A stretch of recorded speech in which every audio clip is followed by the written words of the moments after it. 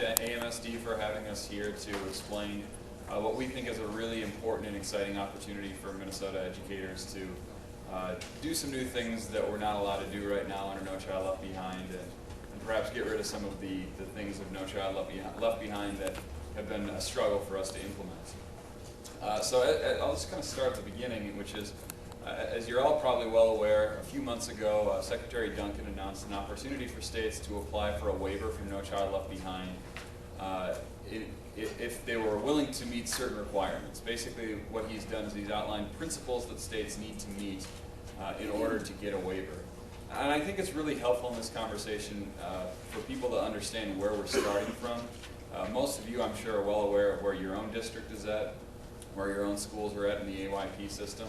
But statewide, if you look at where we're at with No Child Left Behind and the 2014 100% AYP proficiency goal coming up, as you're all, I'm sure knowledgeable of, we have just an extreme number of schools not making AYP. We have more and more schools entering into the AYP stages and having to set aside funds for interventions which some would argue have been totally ineffective, some would argue have been effective in some places and not in others.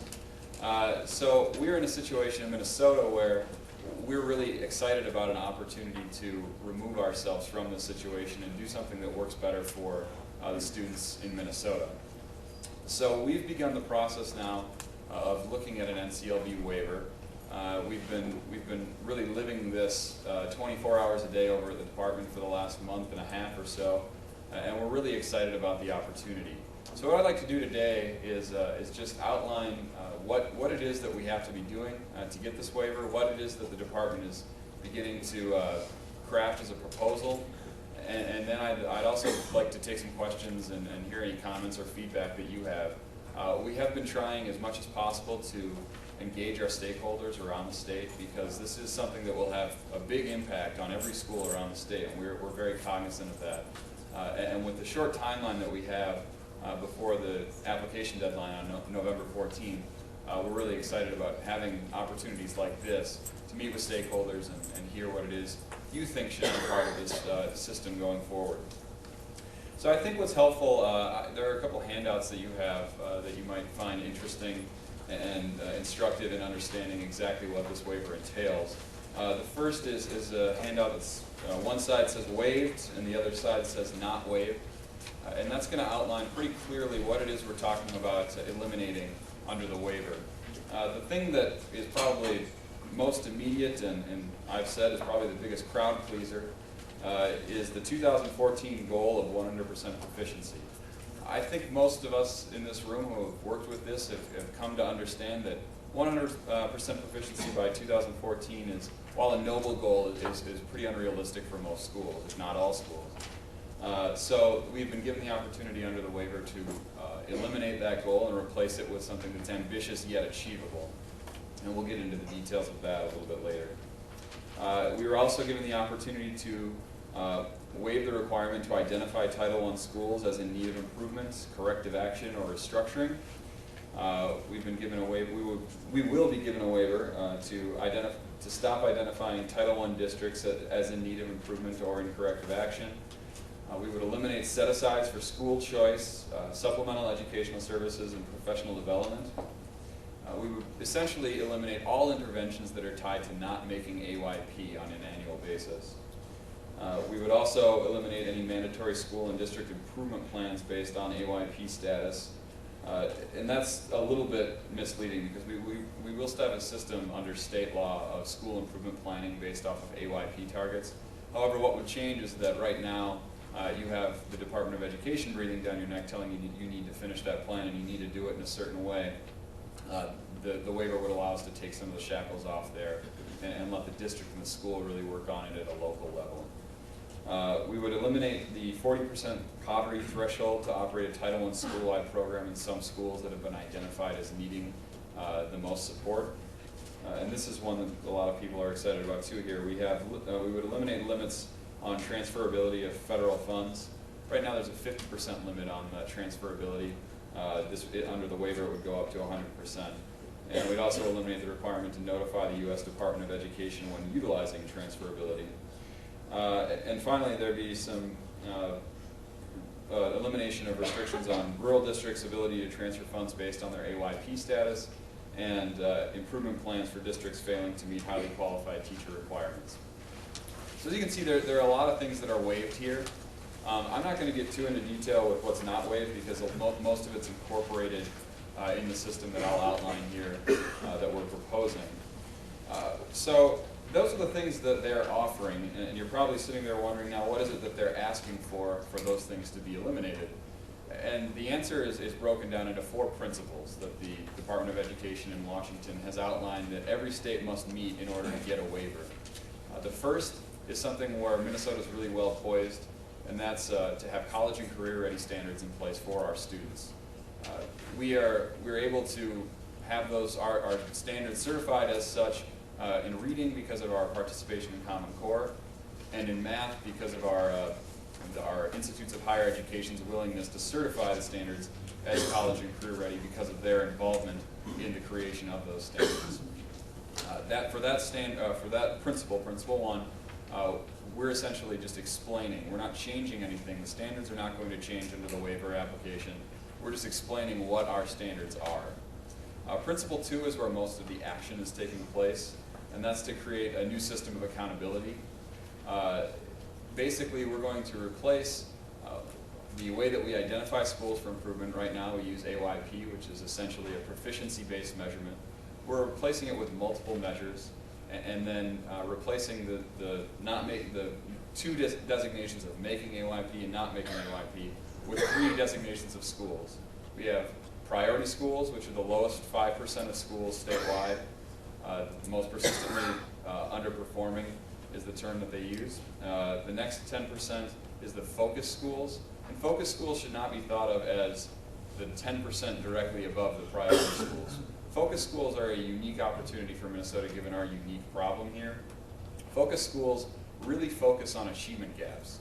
So the focus schools are the 10% of schools statewide that have the biggest achievement gaps within school, the lowest performing subgroups, and then also schools that have graduation rates of less than 60%. So that will be the 10% group that constitutes the focus school group. And then finally, and this is something that we're very excited about, we have a reward school group.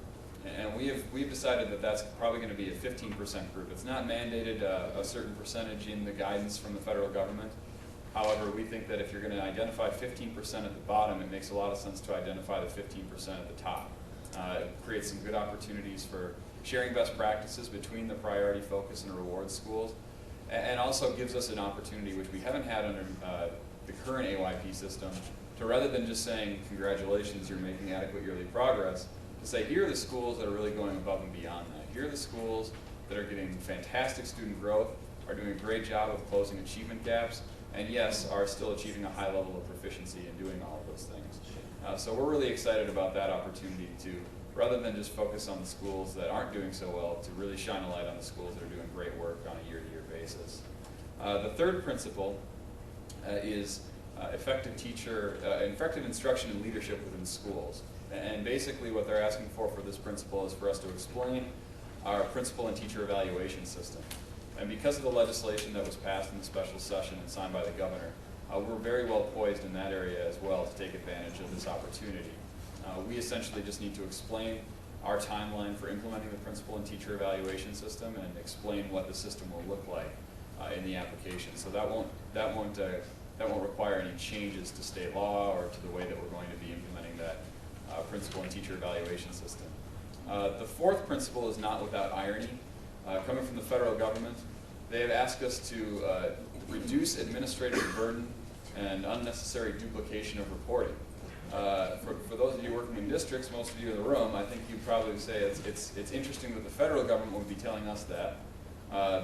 We're excited about the opportunity to eliminate some of the reporting requirements that are currently mandated under No Child Left Behind. And we're also looking as a department at all reporting requirements that the state has for school districts and schools so that we can streamline things and make it give more time for instruction, less time for filling out unnecessary paperwork. So those are the four principles that we have to meet. As I said, most of the action has really been in Principle 2 because that's the area where we really need to make the most changes in order to get the waiver. To facilitate these changes, we have been working with the stakeholders group on a weekly basis for the last 3 weeks, We actually have our fourth and final meeting all day today over at the department. And we've been really lucky to have a high caliber group of people come in who are representing business and principals, superintendents, teachers, parents, and everybody who is interested in public education, essentially. We've been meeting with them, as I said, on a weekly basis and soliciting feedback from them on the various proposals that we're discussing. And we've gotten a lot of really good ideas from those people because it's really important to us. We sit over in Roseville and we have to implement this, but you're the people who, in the districts and the schools, who are going to have to work with this on a day-to-day basis.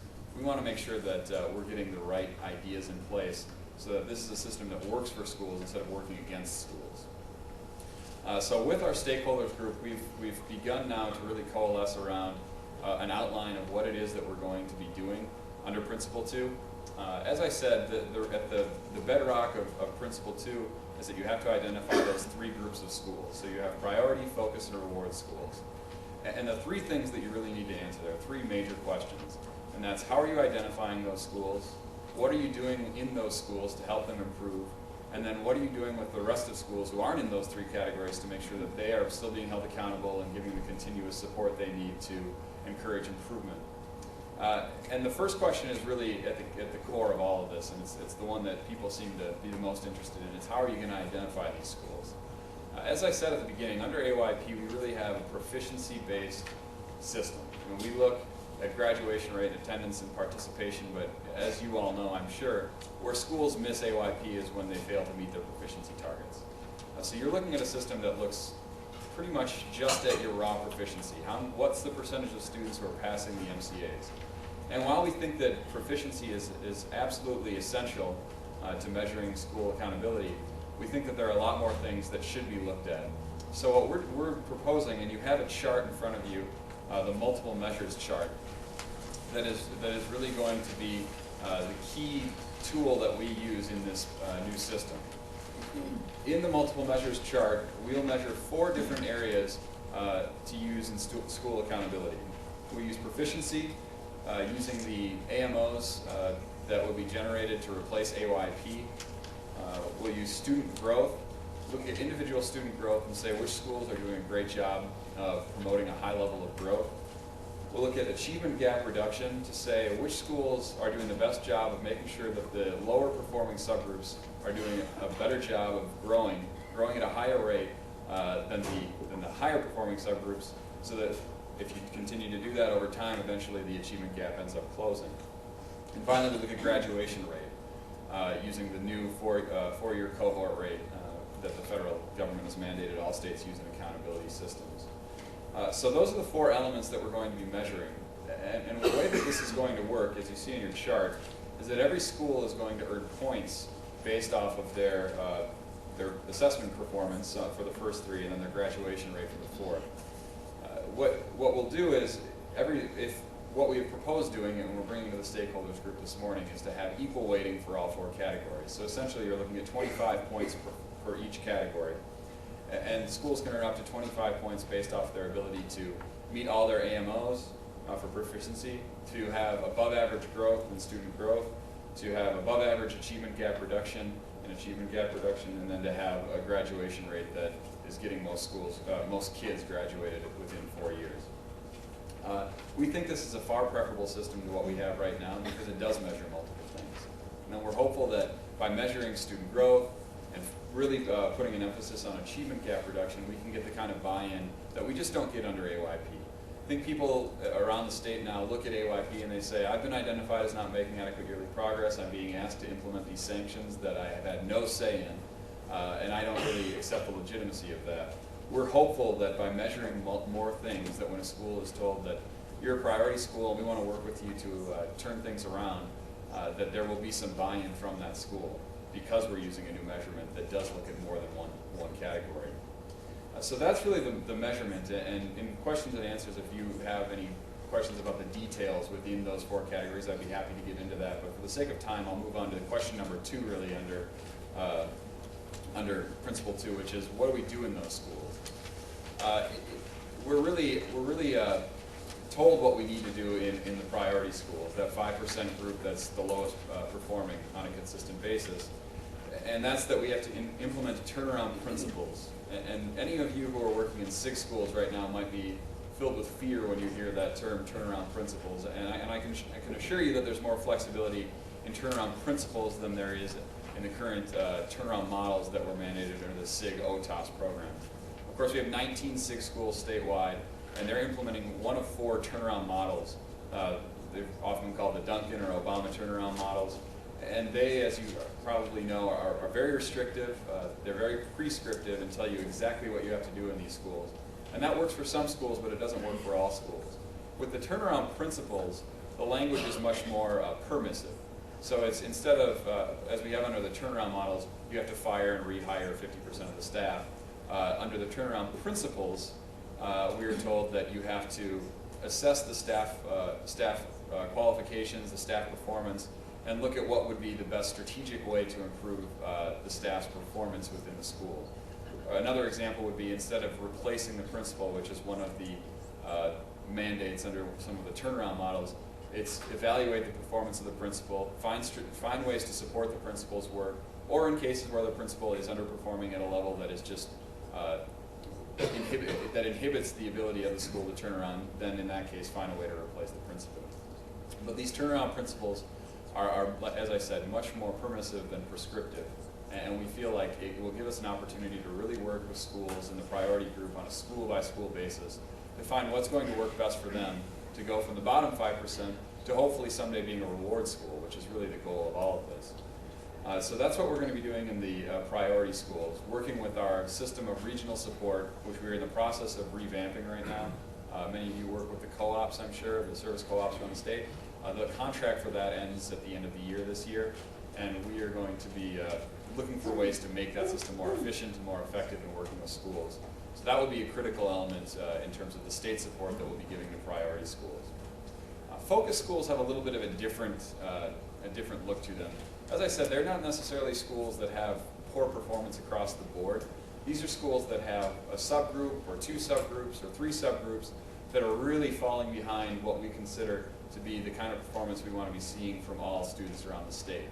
What this looks like is a school that, for example, has maybe their white subgroup or non-FRP subgroup is scoring at about 80, 85 on AYP. Then you look down on their chart, and they've got a 50 on their index score for African American students or American Indian students. We want to help those schools get those groups to where the white students and the non-FRP students, so that we really work on closing that achievement gap. The NAEP scores came out this week, and I think really showed that while we're doing a really good job on a statewide basis in a lot of areas, we have a tremendous achievement gap problem. I mean, it's literally the worst in the nation when you look at the numbers, if you take Washington, D.C. out of the equation. And that's something that we really need to do a better job of focusing on. And under the AYP system, we're not given a real opportunity to do that. Under this new system with focus schools, we really are given that opportunity, and that's something that we're hopeful that the education community is really going to embrace.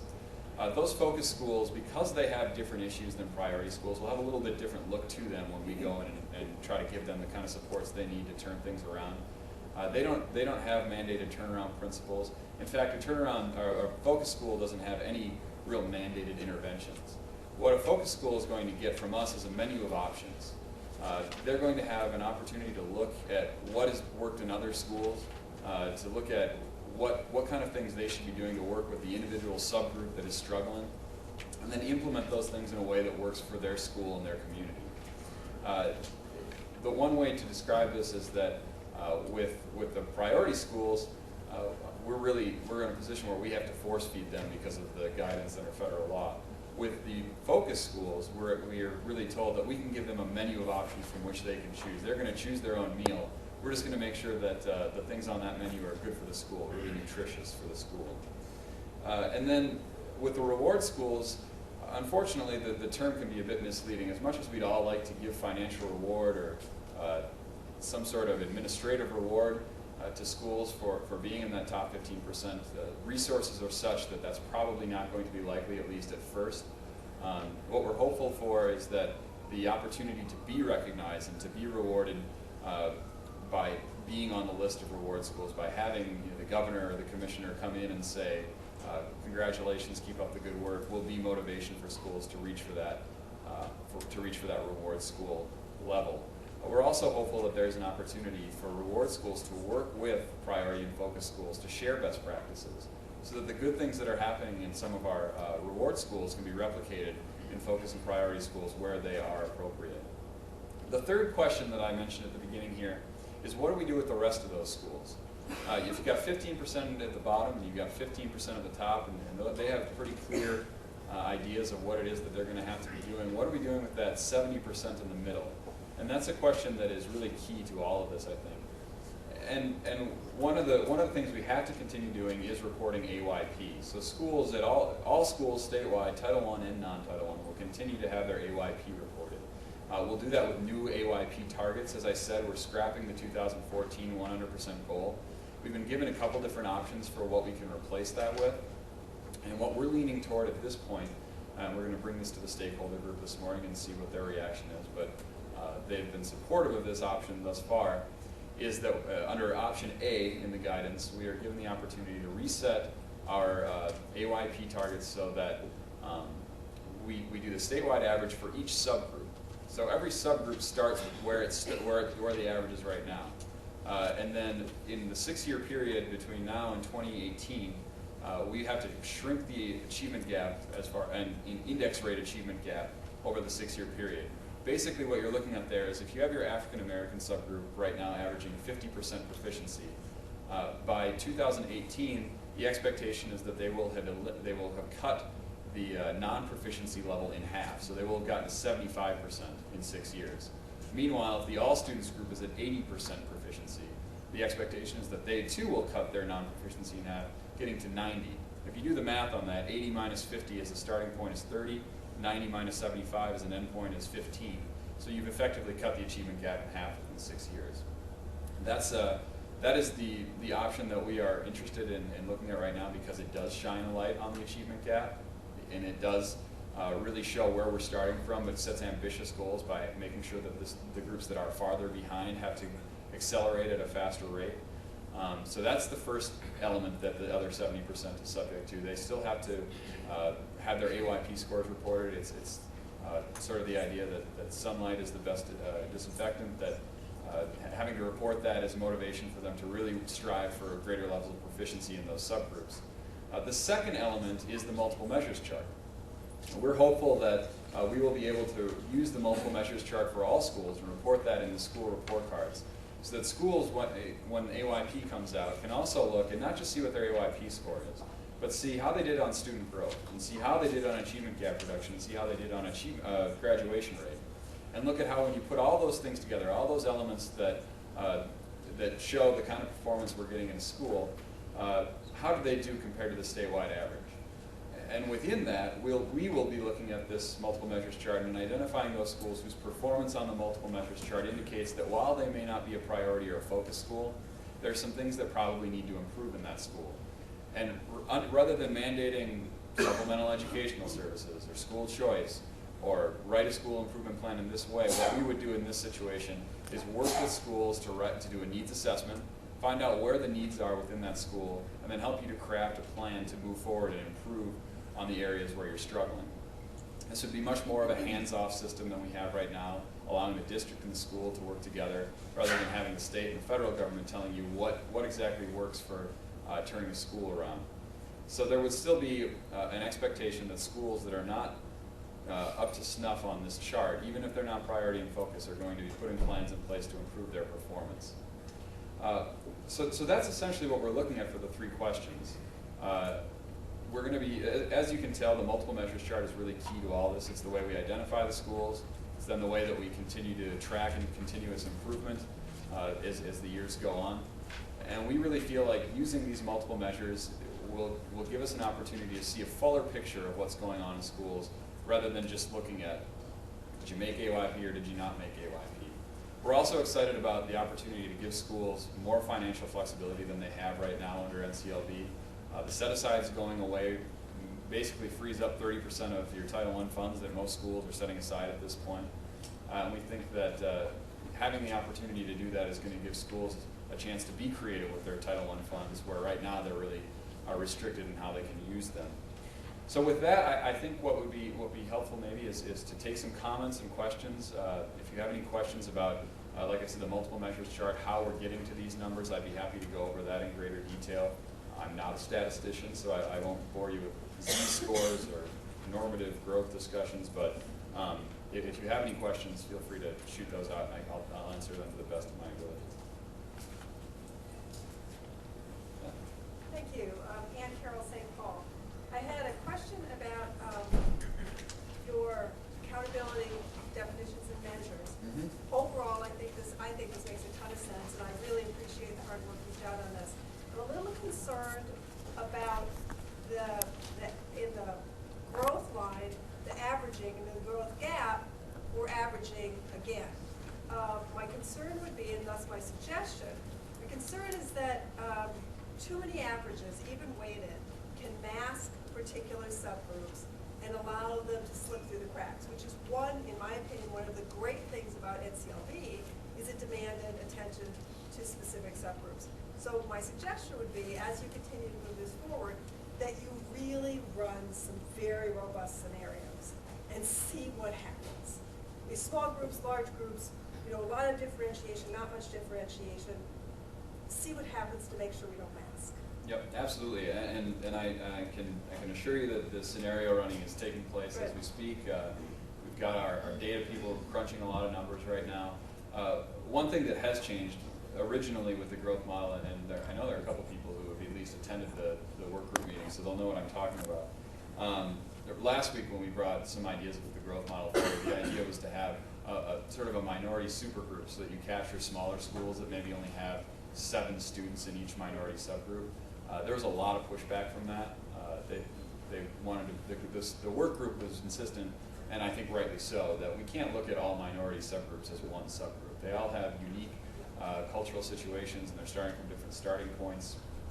So what we've done now is split that up so that we do capture, like you said, the subgroups that when you average all things together might get hidden. So the goal here is definitely to do exactly what you're saying, to make sure that individual subgroups that are falling behind are not falling behind without anyone noticing. We want to make sure that if you have a group of 20 Hispanic students in your school and they're only 30% and the rest of the school is 70%, that's something we want to address. That's a real problem. And under No Child Left Behind, you can kind of get by saying, well, I only missed AYP in one subgroup. Under this, with achievement gap reduction being one of the measurements, you're not going to be able to get by it that easily anymore. And we think that's one of the strengths of the system. The 5% is measured against what? The bottom 5%, the priority schools. Sure. So the way that we do it is we run the measurement, the multiple measures chart for all schools, all Title I schools statewide. I should have been more clear about that. We're only talking about Title I schools here for priority, focus, and reward. As a federal system, that's just what we're limited to. So the 5% is going to be 42 schools. 42 schools out of the 840 Title I schools statewide. So what we've done is we've run the multiple measures chart, come up with a list from the highest percentage of points earned and the lowest percentage of points earned. And what you do is you lop off the bottom 5%. And we're trying to do that proportionally, so that you have a proportional number of high schools, a proportional number of elementary schools, a proportional number of charter schools versus traditional district schools. And what we're getting out of that is the priority list. Well, my comment is that statistically, if every single student in the state of Minnesota improves by 50%, 5% of the schools are still going to be identified as that group, even though they may have improved tremendously. So that's one question and a comment. And you talked about the gap. You're measuring the gap between what? Within a school, or within a state, within a school/district, or within the state? Sure, that's a really good question. The way that we measure it, the gap, is the lowest performing subgroups. So the minority subgroups, the free and reduced price lunch subgroup, the special ed subgroup, and the EL subgroup. You measure them versus the state average of their counterpart.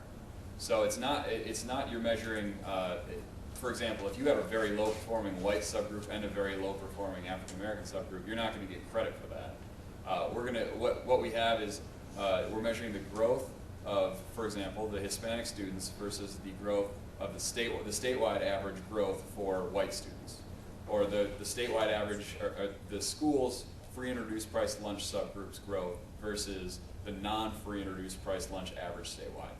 Well, in other words, if you have a high-performing district and your gap is considerably wider, as long as your bottom subgroup is above the state average, even though the gap is really wide, it won't be identified as a gap, a significant gap. So you could actually be missing significant groups of subgroups in high-performing districts. That's number three. Just real on that point. It's to be clear though, it's the statewide average, not of all students, the statewide average of the high-performing group.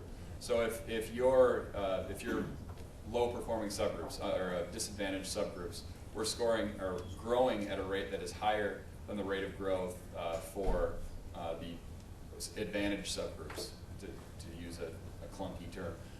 Then you would get credit. You would, that's right. You wouldn't get caught in that.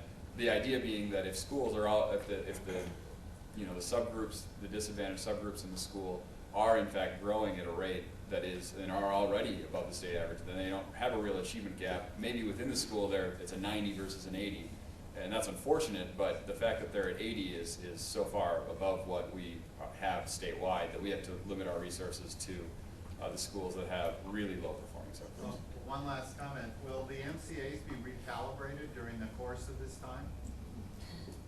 Yes, well, nothing in this changes the schedule and testing, the testing development. We have the new math test, obviously. What's nice about the growth model that we use is that because it's a normative growth model, it can be used across tests.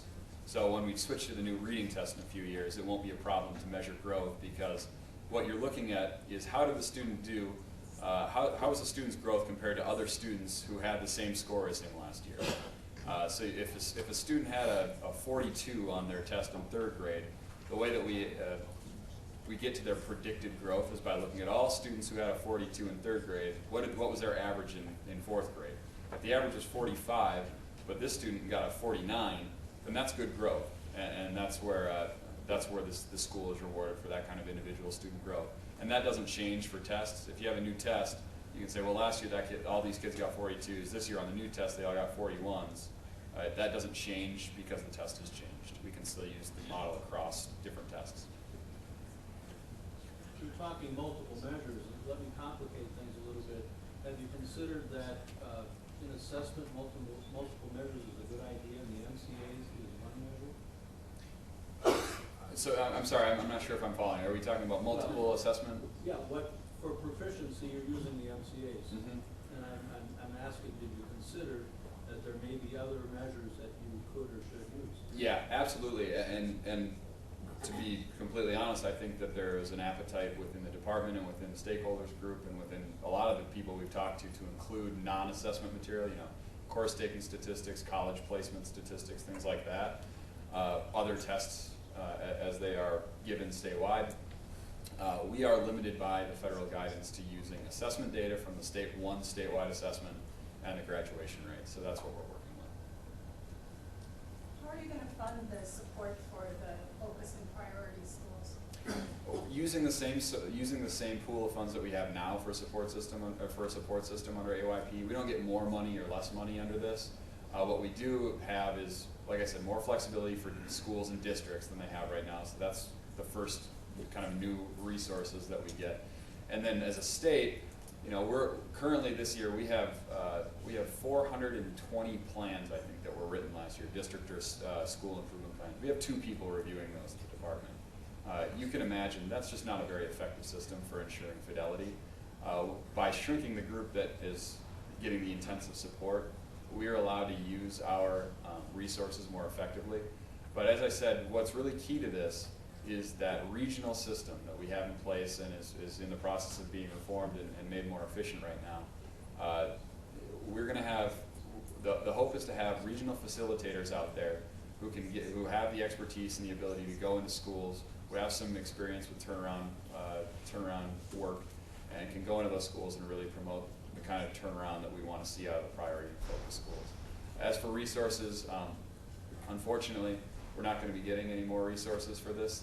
We're going to be working with what we've got, but this does give us an opportunity to be more efficient with the way we use our resources. We did have a House hearing on Wednesday, and at the end of the House hearing, Representative Garofalo asked if there would be more money, and when we told him we would certainly welcome it. So maybe that's something all of you can talk to your representatives about. Great. Thank you so much. Really appreciate it. And it's good information, so thanks for being here.